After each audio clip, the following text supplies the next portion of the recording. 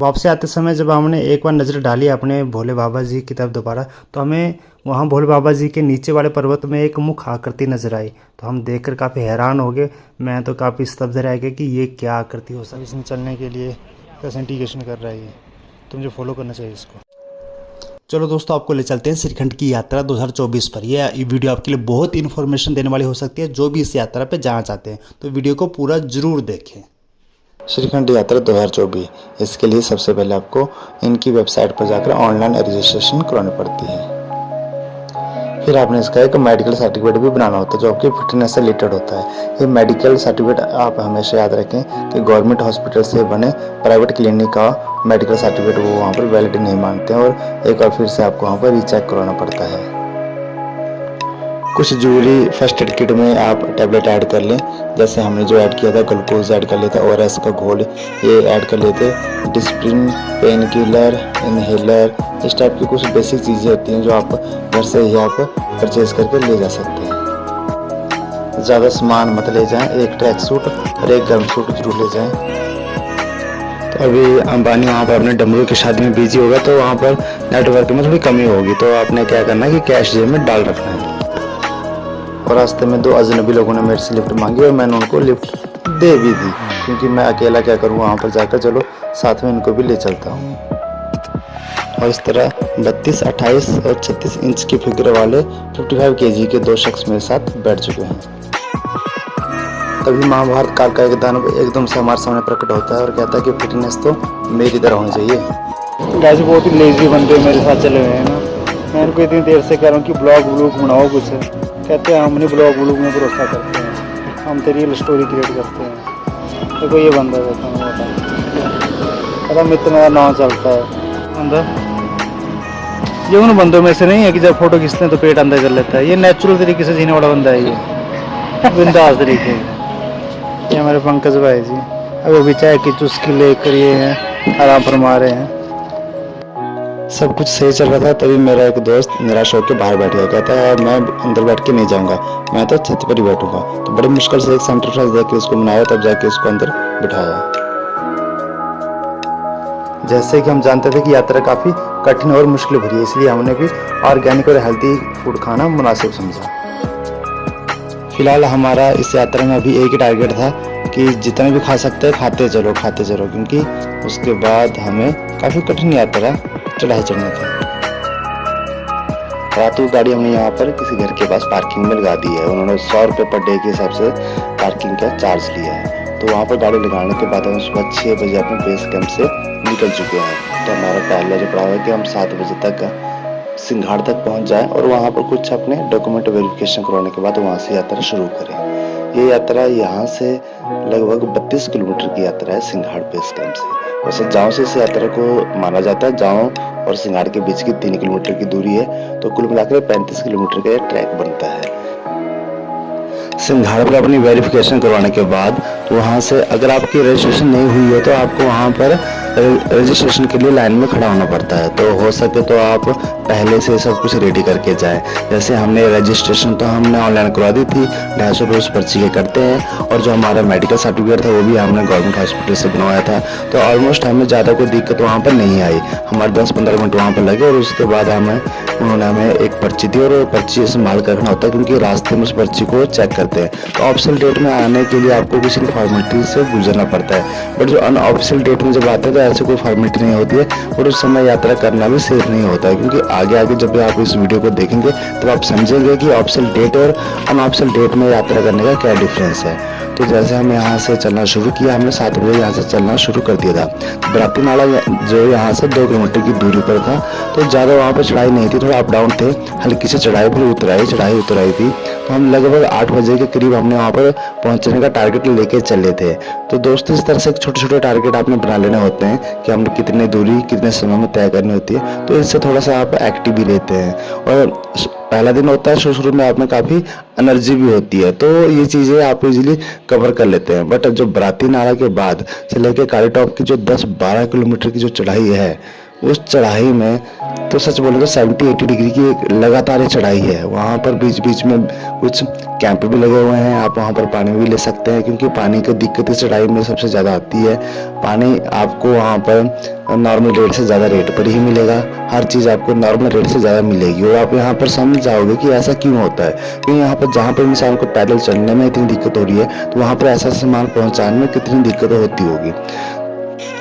इन्होंने जगह जगह पर येलो कलर के ऐसे मार्क लगाए होते हैं, जहाँ पर आपको अगर कंफ्यूजन हो कि रास्ते दो रास्ते किस तरफ जाना, तो आपको इन एरो को फॉलो करना है। तो इन एरो की इस यात्रा में बहुत इंपॉर्टेंस होती है। बीच बीच में आपको इस तरह के नाले भी मिलते रहेंगे, छोटे छोटे झरने, तो आपने उन झरनों से पानी भर लेना है। नेचुरल वाटर है, बहुत अच्छा पानी है, तो इस पानी का भी खूब आनंद लें। और यहाँ इस जो बराती नाल तक का जो सबसे कठिन जो पॉइंट है, एक नाला जो है, जब बरसात पूरी जोर पर होती है तो पानी जो टच कर जाता है उस रास्ते तक, तो वो वाला पॉइंट बहुत खराब होता है। हमारी किस्मत अच्छी थी कि बारिश नहीं थी, तो हमने उस पॉइंट को आसानी से क्रॉस कर दिया। ओम नमः शिवाय। हम किस्मत वाले थे कि यहाँ पर पानी ज़्यादा नहीं था, तो हमने उसको आसानी से क्रॉस कर दिया। तो यहाँ पर पानी इस बार बहुत कम था, और जहाँ पर देखो पैदल चलना बड़ा मुश्किल होता है, वहाँ पर ये लोग सिलेंडर ले जा रहे हैं। आपको जब सिंगार से बराती नाला जाएंगे तो ऐसे छोटे छोटे अप डाउन आपको दिखेंगे। पहले हम चढ़ाई चढ़ के आए ऐसी कुछ 50-60 फीट की। यहाँ जो कुरपन खड्ड है, वहाँ पर कुछ श्रद्धालु स्नान करते हुए काफ़ी आनंद ले रहे हैं अपनी पूरी यात्रा का।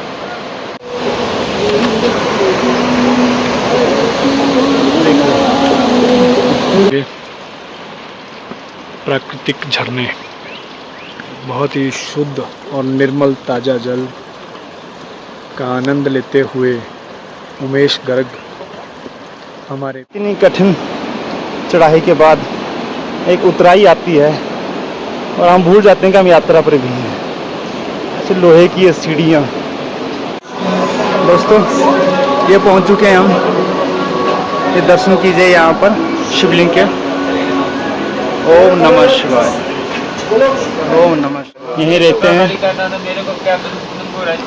ये 12 महीने बाबा जी यहीं रहते हैं, ऐसा हमने देखा था, सुना था। जय शंकर की। ओम नमः शिवाय। ओम नमः शिवाय। चाय पानी पिया आपने? बस अभी ऊपर जाके पिएंगे। कहाँ से आप? हम तो बिलासपुर से, हिमाचल से ही हैं। अच्छा, आप 12 महीने यहीं रहते हैं? आप आपको कहने की जरूरत नहीं, फिर भी बोल रहा स्वच्छता का ध्यान रखना। धन्यवाद जी। ओम नमः शिवाय। मान गए हम आपको। दोस्तों, थोड़ी देर पहले धूप थी, अब यहाँ पर देख रहे हैं कोहरा भी आ चुका है और बादल भी छा चुके हैं, और एकदम से मौसम यहाँ पर बदल जाता है। जब यहाँ पर बिजली गिरती है तो पेड़ों पर गिरती है, और इस तरह से पेड़ सूख जाते हैं। तो आपके सामने ये लाइव एग्जाम्पल है। पापी पेट का सवाल कह लीजिए या भक्तों की सेवा कह लीजिए। देखिए, इतनी कठिन चढ़ाई में भी 30 किलो का सिलेंडर। टारगेट के अकॉर्डिंग हमें 1 बजे तक था शुरू, हमने पहुंचना है 1 या 1:30। फिर उसके बाद हमें 3 बजे तक हमने काली टॉप पहुंचने का सोचा हुआ है। फिर काली टॉप से उतराई है 6-7 किलोमीटर, कुंसा आएगा, कुंसा के बाद आएगा भीमद्वार।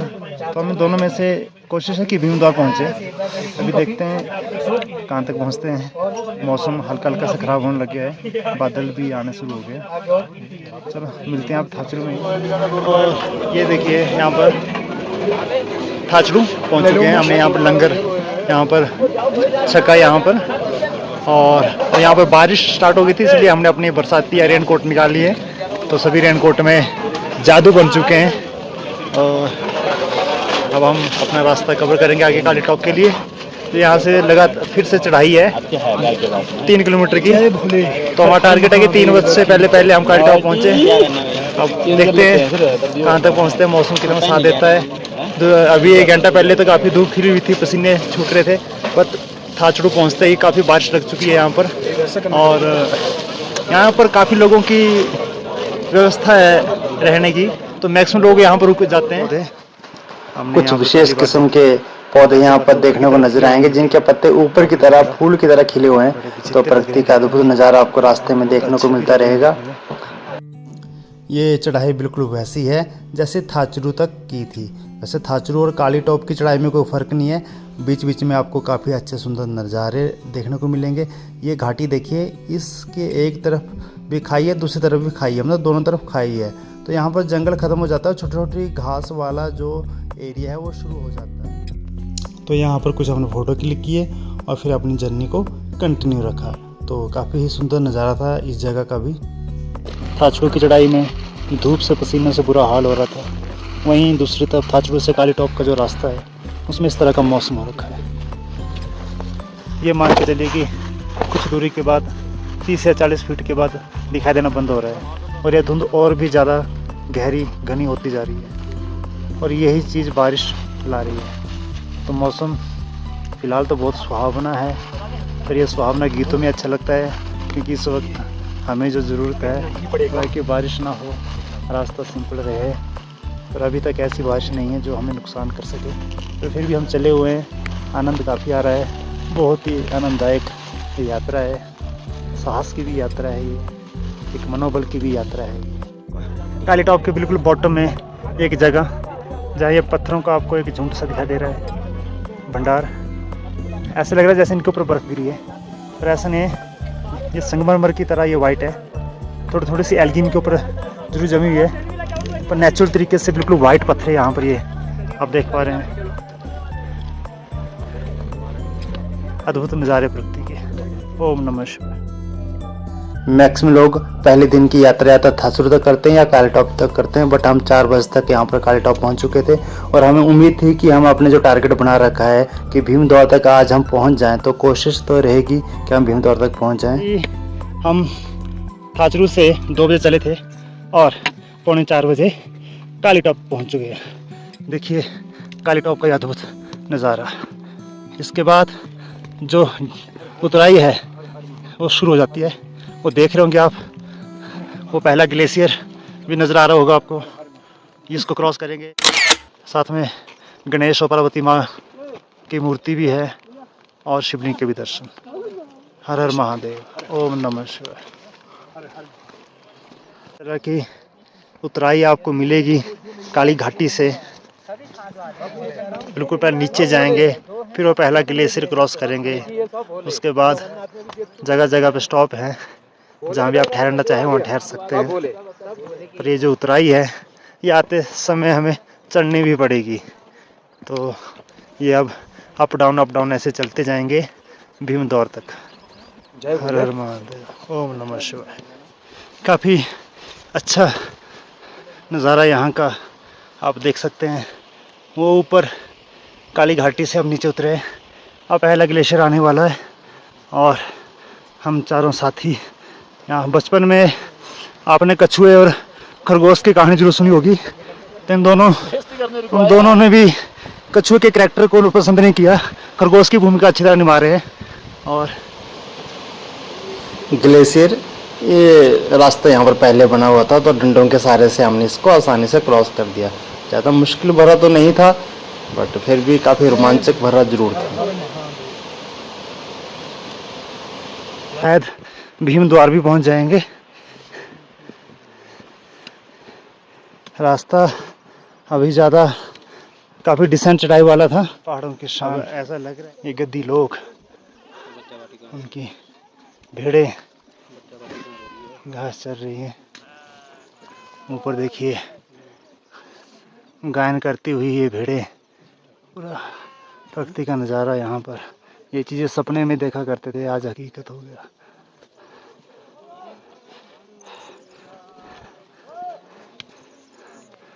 देखिए वहाँ पर पहाड़ भी दिखना शुरू हो चुके हैं। कुछ पलों में हम आज भीमद्वार पहुँच जाएंगे। हमारी जर्नी 7:30 बजे स्टार्ट हुई थी और करीबन 7 बज चुके हैं, तो 1-1.5 घंटे में भीमद्वार पहुँच जाएंगे। तो लगभग 13-14 घंटे की जर्नी रही आज की हमारी लगभग। ओम नमः शिवाय। कुंसा से निकल चुके हैं, अब हमारा जो आज नाइट स्टे होगा, ओम नमः शिवाय, हमारा जो नाइट स्टे होगा वो भीमद्वार होगा। ये भीमद्वार के लिए ट्रैक ज़्यादा चढ़ाई वाला नहीं है, वैसे 2 घंटे का ट्रैक है ये, कोशिश करेंगे कि 1-1.5 घंटे में हो जाए और हम 8:30 के आसपास भीमद्वार पहुंच जाए। फिर हम रेस्ट करेंगे वहाँ पे और अगली सुबह अर्ली मॉर्निंग वहाँ से पार्वती बाग के लिए रवाना हो जाएंगे। ओम नमः शिवाय।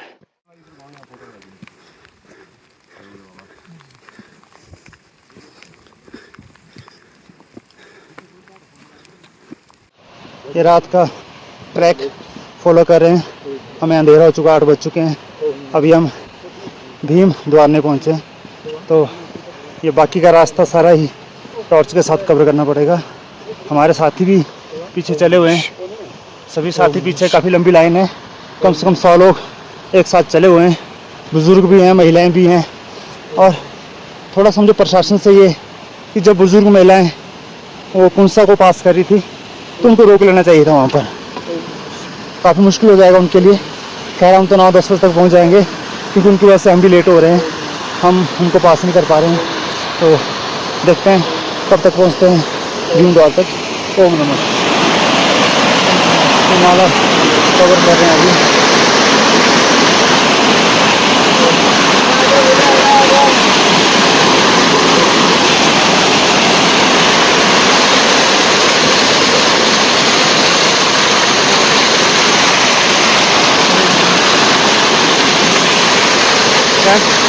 ये नाला क्रॉस कर रहे हैं। रात के समय पानी का बहाव काफ़ी तेज़ है।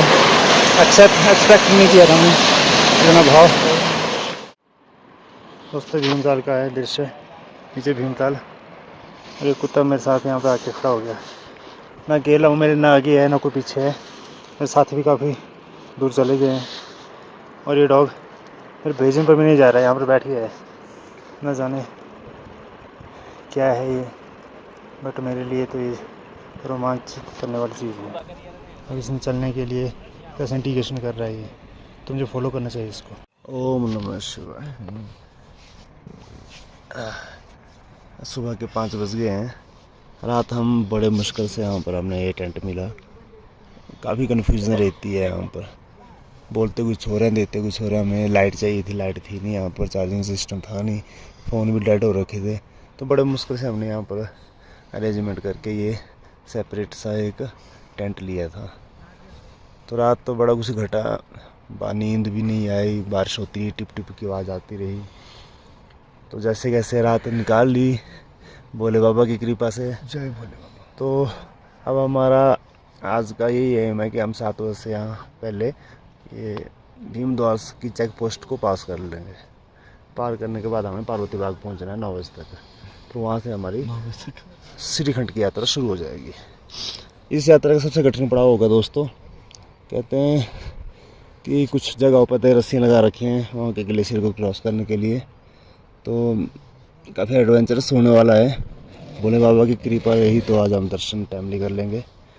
तो आपको अपडेट करते रहेंगे टाइमली। ओम नमः शिवाय। फाइनली हम पूरे 6 बजे भीमद्वार से निकल चुके हैं अपनी फाइनल डेस्टिनेशन के लिए। देखिए यहाँ का अद्भुत नज़ारा। ऐसे सुबह तो 10 सालों में या फिर पूरी उम्र में एक आधी बारी देखने को मिलती है। और हम सौभाग्यशाली हैं कि भोलेनाथ की कृपा से आज हम यहाँ पर दर्शन के लिए निकले हैं श्रीखंड की यात्रा पर। यहाँ पर पार्वती बाग पे पहुँच जाएंगे। आपको कोहरा सा दिखाई दे रहा होगा, वो हमारा पार्वती बाग नेक्स्ट डेस्टिनेशन है। वहाँ से इस ट्रैक की सबसे टफ चढ़ाई शुरू हो जाएगी। ठीक है, देखते हैं हम कितने बजे वहाँ पहुँचते हैं। हमारा टारगेट रहेगा 6 बजे चलें तो हम 11 बजे तक पहुँच जाएँ। तो लेट्स सी क्या होता है। हे प्रभु तेरा ही सहारा है। कर दो। तीन वॉरियर हमारे रेडी हो चुके हैं, हमारे असली योद्धा। हर हर महादेव। ओम नमः शिवाय। ओम। ये चीज़ यहाँ पर समझ में नहीं आती है। सब जगह हरियाली, सब कुछ ठीक, और यहाँ पर पत्थरों का रंग देखिए कितना लाल है। ये कहते हैं यहाँ पर विष्णु ने जब राक्षस को मारा था भस्मासुर को, तो उसके खून के निशान है ये। तो अद्भुत नज़ारा ये, समझ से परे कि ऐसा क्यों है यहाँ पर करना। ये झरना कैप्चर करना मैं नहीं छोड़ूंगा। बहुत ही अद्भुत नज़ारा प्रकृति का यहाँ पर। घास के मैदान भीमद्वार में यहाँ पर टेंट लगा रखे हैं श्रद्धालुओं के लिए। काफ़ी बड़ा पड़ाव है यहाँ पर, रुकने के लिए अच्छा अरेंजमेंट है। ओम नमः।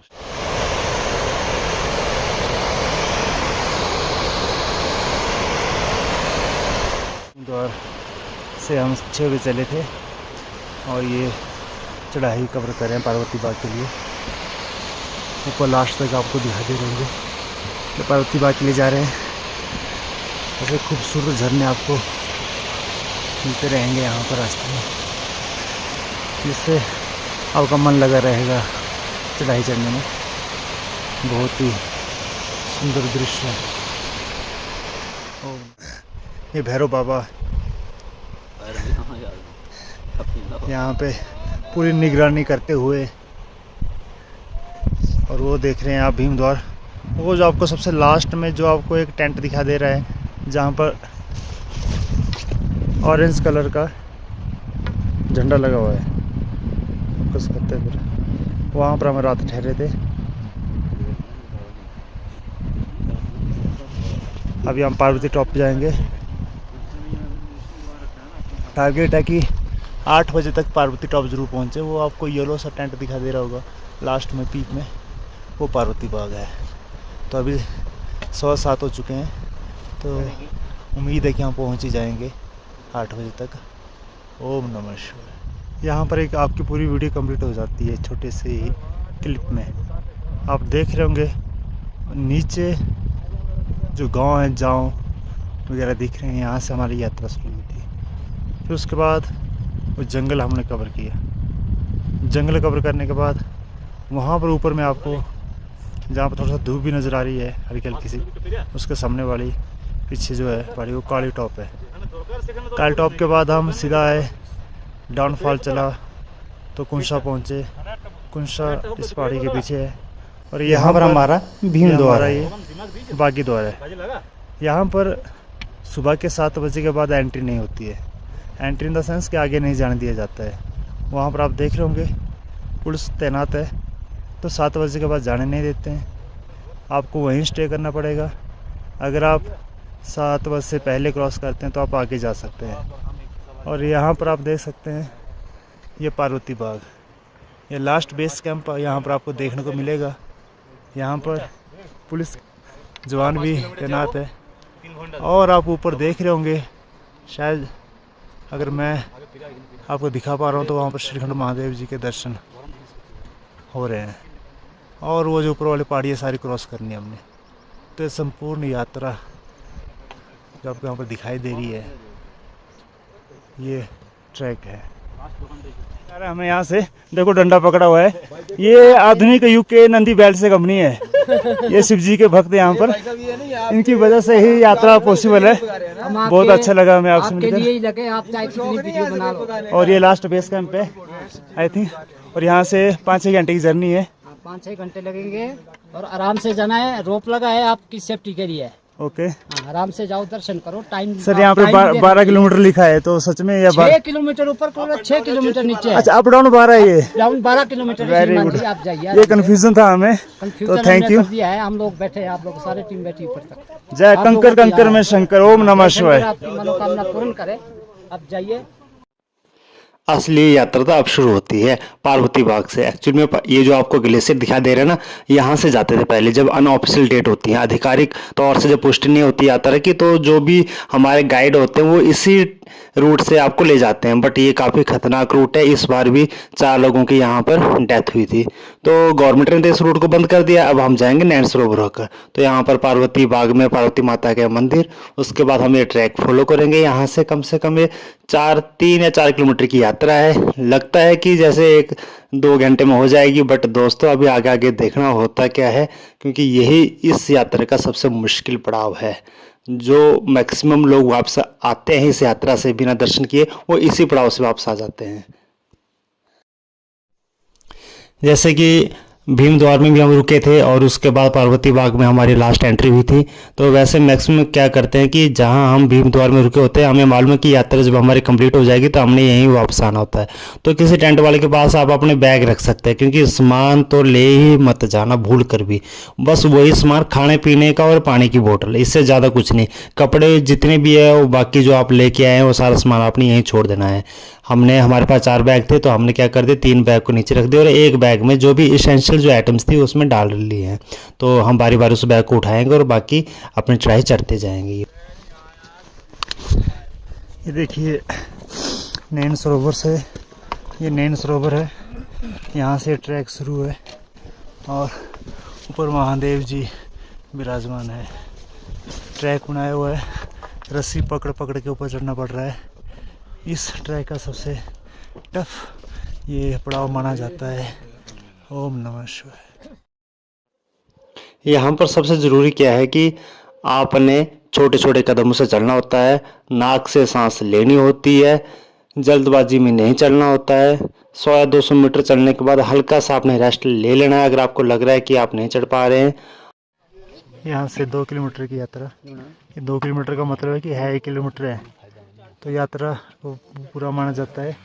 जब वापस भी आते हैं तो 1 किलोमीटर जाना 1 किलोमीटर आना, इसलिए 2 किलोमीटर लिखा है यहाँ पर। काफ़ी कन्फ्यूज़न था पीछे हमें, क्योंकि डबली लिख रहे थे हर जगह। फिर हमने कन्फर्म किया तो उन्होंने बोला कि इस बार लिखा गया है ये और इस तरीके से लिखा गया है। तो आप जब भी आएँ तो वहम में ना रहें कि आपको डबल दूरी दिखाई दे रही है। ये आने और जाने दोनों होती है। बाकी रास्ता देखिए, रास्ता तो है नहीं, पत्थर है, पकड़ पकड़ के चढ़ रहे हैं। एरो लगा रखे हैं यहाँ पर, रस्सियाँ लगा रखी हैं प्रशासन ने। यहाँ से आप नैन सरोवर देख सकते हैं। यह माता पार्वती के आंसुओं से ये बना था। और उधर पार वैसे आज काफ़ी कोहरा है, अदरवाइज़ यहाँ पर किन्नर क्लास के भी दर्शन हो जाते हैं। भाई ख़त्म नहीं होती, एक पहाड़ी क्रॉस करते हैं दूसरी आ जाती है।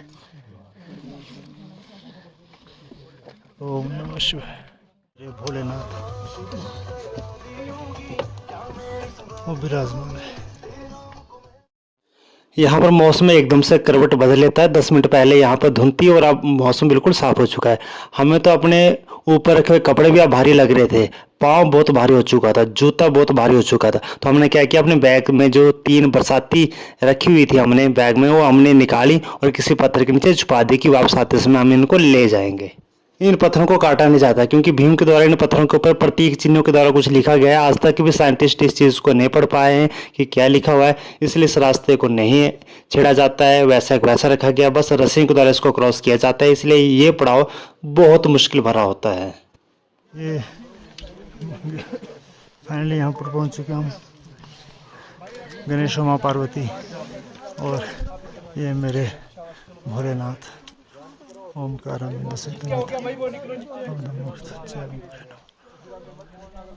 ये मेरे भोलेनाथ। ये दूर से इस तरह नजर आता है। ये मान्यता है कि ये माँ पार्वती और गणेश हैं और वो कार्तिक की पहाड़ी आपको नजर आ रही होगी।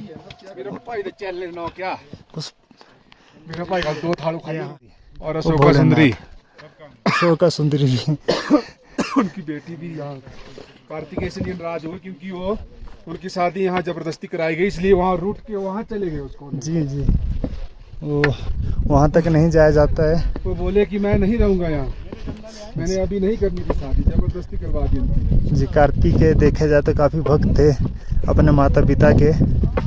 भोले बाबा जी के दर्शन करने के बाद हम लगभग 2:30 बजे वहाँ से वापस हो गए। वैसे तो 1 या 1:30 बजे के बाद यहाँ पर जो रेस्क्यू टीम होती है वापस आ जाती है, परंतु आज मौसम साफ था इसलिए इन्होंने हमें 1 घंटा एक्स्ट्रा दे दिया। तो हमने यहाँ पर मत्था टेका, बड़े आराम से यहाँ पर रुके, बहुत अच्छे दर्शन भी किए और वापसी आ रहे हैं हम। वापसी आते समय हमारे जो 2 साथी थे वो हमसे बिछड़ चुके थे और हमने बरसातियाँ भी कहीं छुपा रखी थी। तो हमारे साथ हुआ ऐसा कि हम वो जगह लगभग हमें याद थी कि वो जगह कहाँ है, बट हमने जब वापसी देखा कि हमारे पास कुछ बैग वगैरह कुछ नहीं है तो हमने अपने बरसाती वहीं छोड़ दी। बट हुआ क्या कि उन बरसाती में एक जो मेरे फ्रेंड की बरसाती थी उसमें उन्होंने कुछ पैसे डाले थे 2500 रुपये, तो वो वहीं के वहीं रह गए। और वो जगह सिर्फ हमें ही पता है कि कहाँ पर है वो जगह और कहाँ पर हमने बरसातें छुपा रखी हैं। अगर किसी को नहीं मिलती हैं तो भगवान की दया से अगर हम अगले साल आते हैं या 2-3 साल बाद आएंगे तो इस जगह को हम जरूर देखेंगे कि हमारी बरसाती यहाँ पर है या नहीं है। वापसी आते समय जब हमने एक बार नज़र डाली अपने भोले बाबा जी की तरफ दोबारा, तो हमें वहाँ भोले बाबा जी के नीचे वाले पर्वत में एक मुख आकृति नज़र आई। तो हम देखकर काफ़ी हैरान हो गए। मैं तो काफ़ी स्तब्ध रह गया कि ये क्या आकृति हो सकती है। वैसे अगर देखा जाए तो एक मुझे साक्षात मैं इनको दर्शन ही मान रहा था कि भोले बाबा जी के दर्शन हो चुके हैं। इस तरह से रात के 8 बजे पार्वती बाग पहुँचे, वहाँ पर स्टे किया। अगली सुबह 7 बजे चले और शाम के 7 बजे सिंघाड़ बेस कैंप पहुँच चुके थे। किन्ना बैठा 3 दिन वहाँ पड़ोस वाले बोलने लगे वही तेरे लेके अमल पाए ना उसको मैं पैसा भी नहीं लिया। सुबह का ब्रेकफास्ट हमने कुंशा में चाचा जी के पास किया। तो बहुत ही अच्छे परोंठे बना रहे थे और रेट भी बहुत ही जेन्युइन रेट 60 रुपये का परोंठा दे रहे थे। तो वापसी आते समय बराती नाला से भी प्रथम दर्शन होते हैं श्रीखंड महादेव जी के। तो इस तरह से आप यहाँ से भी दर्शन कर सकते हैं। तो हमारी यात्रा बहुत अच्छी रही। ओम नमः शिवाय।